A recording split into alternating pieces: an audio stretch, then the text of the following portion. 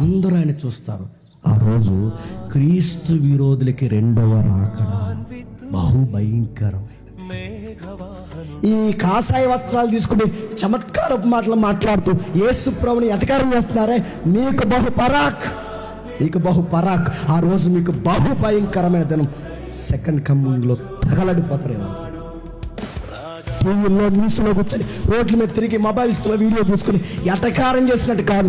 భూపతుల అధిపతి, రాజులకు రాజు, ప్రభులకు ప్రభు, నమ్మకమైన సాక్షి, తన వేవేల పరిశుద్ధ పరివారంతో మేఘారుడే వస్తాడు. ఆ రోజు మీకు టెర్రర్, వణికిపోతావు. ఆ రోజు నీకెవడు యేసు ప్రభు ఆ రోజు దేవుడని చెప్పాల్సిన అవసరం లేదు.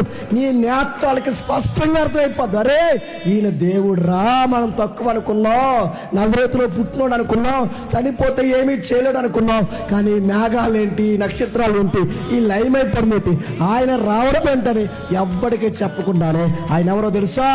నాజరేయుడైన యేసుని ప్రతి కన్ను గుర్తుపడుతుంది, ప్రతి నోరు మాట్లాడుతుంది, ప్రతి వ్యక్తి నోరు మాట్లాడతారు. రోజు యేసు ప్రభు ముందు సాష్టాంగ పడిపోతారు. ప్రకటన గ్రంథంలో నీకు నాకు ఏం రాస్తాడు తెలుసా? నీ వరుడు సమీపమనే ఉన్నాడు, త్వరలోనే వస్తాడు. ఆయన కొట్టినవారు, ఆయన తిట్టినవారు, నిన్ను కొడుతున్నవారు, నిన్ను తిడుతున్నవారు కూడా ఆ రోజు వాళ్ళకి టెర్రర్ స్టార్ట్ అవుతుంది. సంఘమా, 7 సంఘాలారా, మీరు ధైర్యంగా